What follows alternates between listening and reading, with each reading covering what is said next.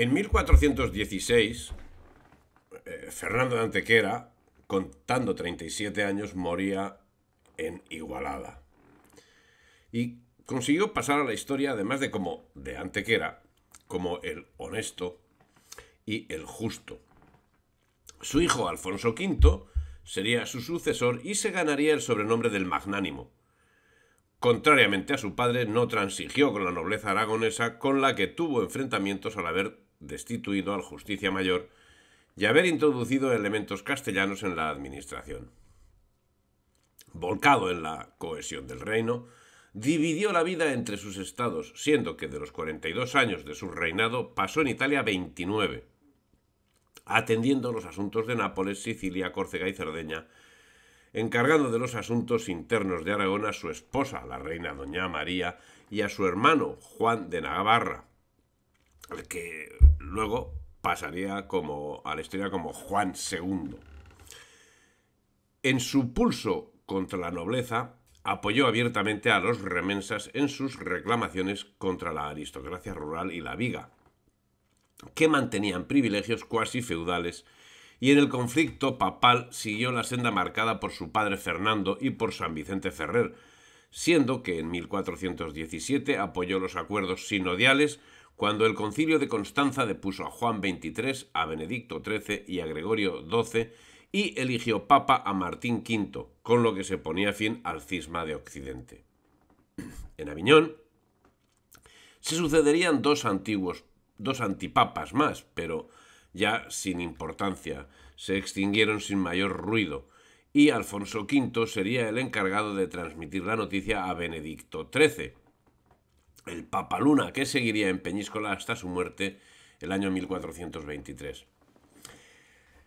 5 años antes, en 1417, conoció también el fallecimiento de Yusuf III de Granada, que era sucedido por Mohamed VIII, que contaba 8 años de edad y que en 1419 sería derrocado por los abencerrajes, que pusieron en su lugar a Mohamed IX, nieto de Mohamed V. En 1418, cuando murió Catalina, la que había sido reina regente de Castilla en la minoridad de Juan II, los navegantes portugueses João Gonçalves Zarco y Tristão Vaz Teixeira alcanzaron la isla de Porto Santo, desde donde vieron el pico Ruivo de Madeira, tras sufrir una tormenta que les llevó a la deriva durante días. Madeira sería conquistada al siguiente año, 1419, por Bartolomé Perestrello.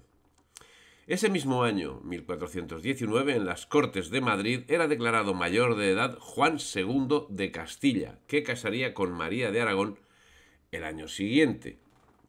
Los infantes de Aragón, Enrique y Juan, rivalizaban por el control de la corte castellana de Juan II. Cuando en 1420 el infante Juan marchó para casarse con Blanca de Navarra, Enrique dio el conocido como golpe de Tordesillas. Casó al rey con su hermana, él se casó con la hermana del rey y todos fueron a refugiarse en los dominios del infante Enrique. La situación de enfrentamiento y secuestro real marcaría todo el reinado de Juan II.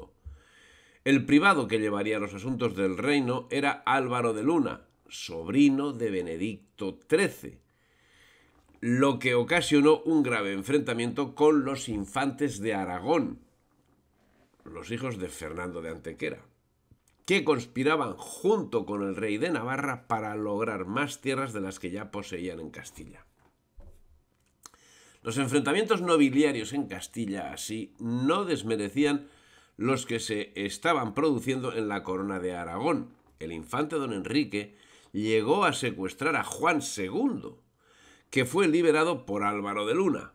A partir de ese momento, Enrique se mantuvo alzado hasta que fue puesto en prisión el año 1422. Y el año siguiente era nombrado condestable Álvaro de Luna, quien acabó conspirando y produciendo la caída del mayordomo mayor del reino, Juan Hurtado de Mendoza, siendo que la acumulación de enfrentamientos entre los Hurtado de Mendoza y los Zúñiga sería letal para el condestable. Los enfrentamientos se alargarían a través de las décadas, siendo que los ejércitos acabaron enfrentándose en Olmedo, provincia de Valladolid, el 19 de mayo de 1445, con un resultado dudoso, tras el que se retiraron los ejércitos navarro y aragonés. Álvaro de Luna volvía a su apogeo y repartía cargos y mercedes a sus nuevos aliados. ¿Cuáles eran? Pedro Girón, Juan Pacheco, Íñigo López de Mendoza, llegando incluso a pactar el matrimonio del rey recientemente viudo con Isabel, hija del infante Juan de Portugal, quien al fin sería responsable de su ruina. Las convulsiones en el reino de Aragón no desmerecían para nada las de Castilla. Alfonso V partió en 1420 para atender los asuntos del Mediterráneo, tras haber llevado a cabo ajustes administrativos que le llevaron a sustituir al anterior justicia Juan Jiménez Cerdán por Berenguer de Bardají, lo que ocasionó un importante conflicto con los derechos del reino que fueron calmados por las buenas artes de la reina María, mientras Alfonso se dedicaba a consolidar su poder en sus reinos, para lo cual debió pacificar Mallorca, Cerdeña y Córcega. Y atendiendo a la petición de la reina Juana I de Nápoles, que le había ofrecido el reino, tomó parte en la guerra civil en la que estaba inmerso el territorio. Pero finalmente, Juana I acabó cambiando de opinión y se coaligó con los nobles descontentos, lo que llevó a Alfonso el Magnánimo a intentar apresarla. Se produjo el enfrentamiento y los españoles debieron retirarse a 2 castillos, hasta que llegó una armada aragonesa, con cuyo apoyo se hicieron con Nápoles, pero la reina Juana y su valedor Esforza pudieron huir revocando la sucesión concedida a Alfonso y dándosela a Luis de Anjou. Alfonso acabó volviendo a Barcelona en 1423, no sin antes haber pasado Marsella a saco. Las fuerzas aragonesas en Nápoles no quedaron en la mejor de las situaciones, siendo que el Papa Martín V, el mismo que había surgido del Concilio de Constanza, se había unido a los partidarios de Luis de Anjou. Afortunadamente, a los aragoneses se unieron los descontentos genoveses y una flota siciliana que finalmente les sacó del apuro el año 1425. Ese mismo año, el 8 de septiembre, moría Carlos III de Navarra y ascendía al trono Blanca I, siendo consorte Juan, que sucedería a su hermano Alfonso el Magnánimo como Juan II de Aragón. Pero aquí estamos hablando que estaba con Blanca de Navarra. Del enlace de Blanca I y Juan nacería Carlos, el príncipe de Viana. Juan se ocupó más de los asuntos de Castilla que de los de Navarra, tanto que no sería jurado como rey hasta 1428, cuando las Cortes le negaron los apoyos para proseguir la guerra, por lo que se vio obligado a embargar sus bienes y los de Blanca de Navarra. Siendo ya rey de Navarra, consiguió Juan la libertad de su hermano Enrique, que se encontraba preso en Castilla, y que una vez liberado organizó una liga de nobles que se conjuró contra Álvaro de Luna, del que consiguió un decreto de destierro por parte de Juan II de Castilla. Álvaro de Luna tuvo un destierro de oro, desde el que mantenía una fluida correspondencia con el rey. La anarquía se generalizó en el reino, por lo que fue llamado a la corte. Él, Álvaro de Luna, se negó y finalmente el rey le obligó a reasumir el cargo.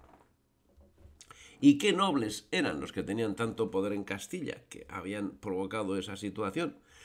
Los mismos que mantendrían las discordias sociales durante el reinado de Enrique IV y durante parte del reinado de los reyes católicos, que fueron los únicos que supieron controlar el asunto.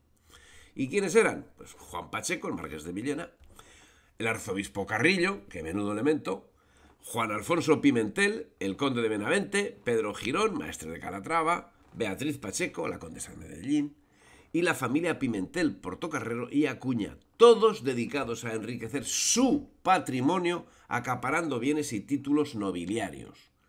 Formaron alianzas, provocaron desequilibrios y posibilitaron enfrentamientos dentro del Reino de Castilla, así como entre Castilla y Portugal, siempre favoreciendo la concordia. En 1427 era derrocado Mohamed IX, sustituido por Mohamed VIII, hasta que en 1429 un nuevo golpe elevó a Mohamed IX, que acabó asesinando a Mohamed VIII 2 años después. El reinado de Mohamed IX se parece al Guadiana, ya que volvió a ser derrocado en 1431, volvió en 1432 y volvió a ser derrocado en 1445 para volver a reinar a partir de 1447 y hasta 1454. En fin, un guirigay que no se ha parado en 600 años. Si te ha gustado el vídeo, dale me gusta, difunde y suscríbete al canal.